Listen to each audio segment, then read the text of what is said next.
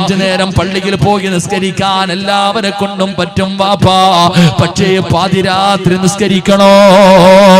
രാത്രി 2 മണിക്ക് 3 മണിക്ക് 4 മണിക്ക് എഴുന്നേറ്റ് പച്ചവെള്ളത്തിൽ ഉതുപെടുത്തിട്ട് പടച്ചറപ്പിന്റെ മുന്നിൽ 2 റക്അത്ത് നമസ്കരിക്കണോ?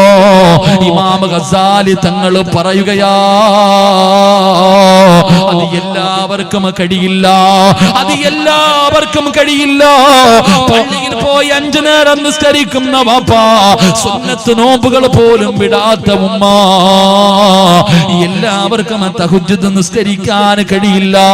അത് അല്ലാഹു ഇഷ്ടപ്പെട്ടവർക്ക് മാത്രമേ, അത് അല്ലാഹ് ഇഷ്ടപ്പെട്ടവർക്ക് മാത്രമേ തഹജ്ജുദ് നിസ്കരിക്കാൻ കഴിയൂ എന്ന് നബി മുഹമ്മദ് മുസ്തഫ സല്ലല്ലാഹു അലൈഹി വസല്ലമ തങ്ങൾ പറയുകയാണ്. അത് പടച്ചവൻ സ്നേഹിക്കുന്നവർക്കേ കഴിയൂ. എന്റെ പ്രിയപ്പെട്ടവർ, അതുകൊണ്ട് നിനക്കും അല്ലാഹുവിനും അറിയുന്ന ഒരു രഹസ്യമേതാ? തതജാഫാ ജുനൂബുഹും അനിൽ മളാജി. പാതിരാത്രി എഴുന്നേറ്റ് നിസ്കരിക്കുന്ന നിസ്കാരമുണ്ടല്ലോ, ഭാര്യ അറിയുന്നില്ല, ഉമ്മ അറിയുന്നില്ല, വാപ്പ അറിയുന്നില്ല, മക്കൾ അറിയുന്നില്ല.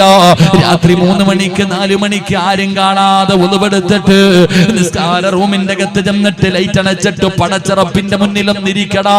ഒരു കടമാണ്, പ്രയാസമാണ്, രോഗമാണ്, മക്കളില്ല, ബുദ്ധിമുട്ടാണെന്ന് പരാതി പറഞ്ഞ് നടക്കുന്ന മനുഷ്യ,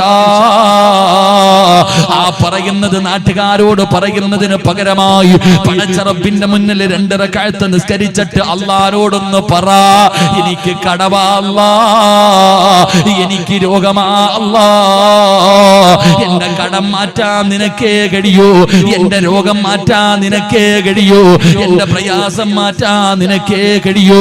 പടച്ചറപ്പിന്റെ മുന്നിലേക്കൊന്ന് പറയാ കഴിഞ്ഞു നോക്ക്.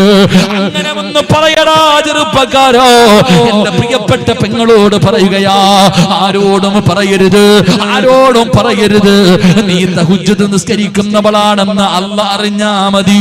അത് അല്ലാഹു നിനക്കുമല്ലാതെ ഒരാളോടും നീ പറയല്ലേ. നിന്റെ ഭർത്താവിനോട് പോലും പറയല്ലേ. നിന്റെ ഭർത്താവിനെ പോലും അറിയിക്കാതെ നിനക്ക് രാത്രി എഴുന്നേറ്റ് നിസ്കരിക്കാൻ കഴിയുമോ? അല്ലാഹുവിന്റെ റസൂല് പറയുന്നത് 5 പ്രതിഫലമാ. അല്ലാഹുവിന്റെ റസൂല് പറയുന്നത് 5 പ്രതിഫലമാ. ഇത് രാത്രി എഴുന്നേറ്റ് നിസ്കരിക്കുന്നവൻ അല്ലാഹു കൊടുക്കുന്നതാ.